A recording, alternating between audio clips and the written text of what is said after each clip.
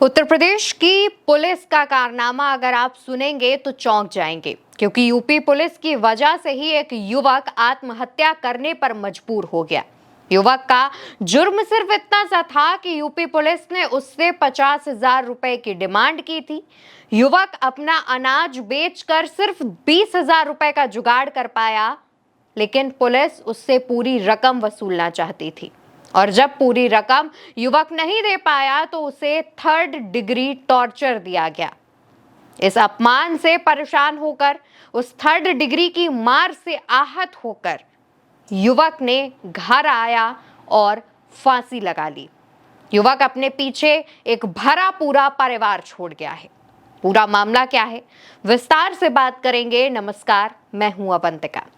दोस्तों, ये जो पूरा मामला है वो कानपुर देहात के एक गांव का सामने आ रहा है। कानपुर देहात के सजेती थाना क्षेत्र में एक गांव है कोटरा। वहां पर एक युवक जीतू, जिसको सब जीत कुमार उर्फ जीतू नाम से बुलाते हैं, जीतू गुजरात में नौकरी करता था। कुछ समय पहले अपने घर वापस आया तो 4 जून को किसी बात पर उसकी पत्नी से झगड़ा हो गया। पत्नी नाराज होकर अपनी 3 बेटियों को साथ लेकर मायके चली गई। 2 दिन बाद यानी 6 जून को जीतू अपनी पत्नी को वापस लेने के लिए उसके मायके जाता है। उसकी पत्नी साथ आने से मना कर देती है। जीतू जिद पर अड़ जाता है कि मैं तुम्हें साथ लेकर जाऊंगा। इसके बाद पत्नी डायल 112 पर जानकारी देती है। पुलिस पहुंचती है, मामले को सुलझाने की कोशिश की जाती है और दोनों पक्ष समझौता कर लेते हैं। लेकिन उस दिन जीतू खाली हाथ वापस आता है और इसके 2 दिन बाद यानी 8 जून को जीतू वापस से अपनी पत्नी को लेने के लिए अपने ससुराल जाता है। जीतू की पत्नी फिर से साथ आने से मना कर देती है, जिसके बाद जीतू दोबारा से उससे कहता है कि घर चलो।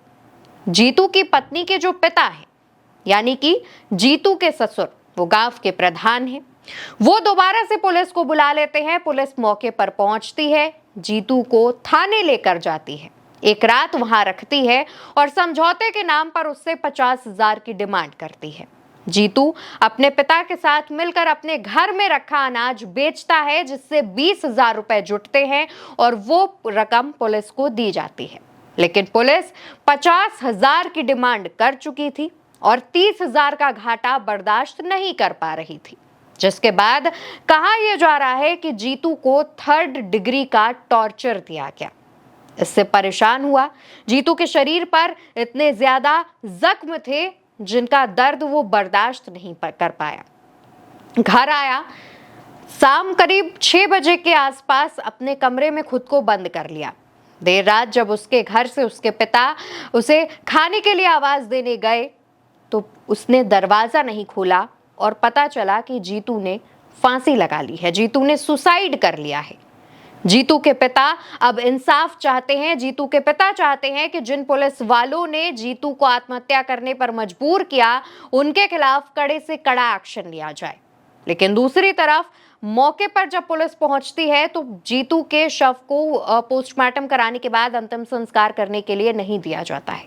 उसके बाद जो घाटमपुर क्षेत्र की विधायक हैं सरोज कुरील, वो पहुंचती हैं। उनके पहुंचने के बाद पुलिस के आला अधिकारी एक्टिव होते हैं और वहां पर पुलिस के जो आला अफसर हैं वो पहुंचते हैं, मामले को शांत कराते हैं। जीतू का अंतिम संस्कार होता है, जिस पर विधायक सरोज कुरील कहती है कि यहाँ के एसआई की यही कंप्लेंट लगातार सामने आ रही है, जहां पर वो लोगों से मामले को रफा दफा करने के लिए, समझौता कराने के लिए रिश्वत मांगते हैं। और कई बार ये जो रकम है वो इतनी ज्यादा होती है गरीब परिवारों के लिए कि उसका इंतजाम कर पाना बहुत मुश्किल हो जाता है। विधायक ने जब ये कंप्लेन की, विधायक का गुस्सा 7वें आसमान पर था। उसके बाद पुलिस के आला अधिकारियों ने उन्हें समझाया और मौके पर दरोगा और एक हेड कांस्टेबल को सस्पेंड किया गया।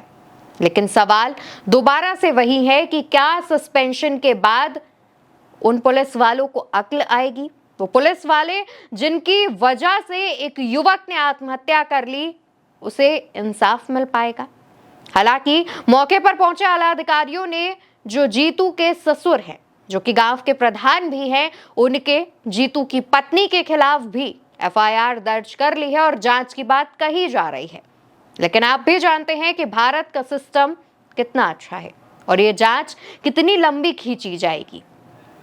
लेकिन यहां पर सवाल एक बार फिर से पुलिस पर आकर अटक जाता है कि क्या उत्तर प्रदेश की जो सरकार है, जहां पर मुख्यमंत्री योगी आदित्यनाथ बड़े बड़े मंचों से ये बात कहते हैं कि उनके राज्य में कानून व्यवस्था बहुत अच्छी है और उन्हीं के राज्य में इस तरीके की घटनाएं सामने आती हैं। ये कोई पहला मामला नहीं है जब पुलिस के दबाव की वजह से किसी ने आत्महत्या की हो।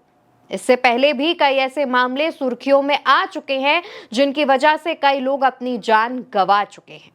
लेकिन उसके बावजूद कोई ऐसा कठोर एक्शन इन पुलिसकर्मियों पर नहीं लिया जाता है जिससे इस तरीके की जो चीजें हैं वो रोकी जा सके। फिलहाल अब देखना यह भी होगा कि इस मामले में जो सस्पेंशन दिया गया है उसके बाद कोई कड़ी कार्रवाई ली जाती है या फिर इस मामले को भी बाकी मामलों के तरीके रफा दफा कर दिया जाएगा। आप क्या सोचते हैं? कमेंट सेक्शन में बताइएगा और भारत एक सोच को सब्सक्राइब करिएगा जिससे ऐसी तमाम सच्ची खबरें आप तक पहुंच सके।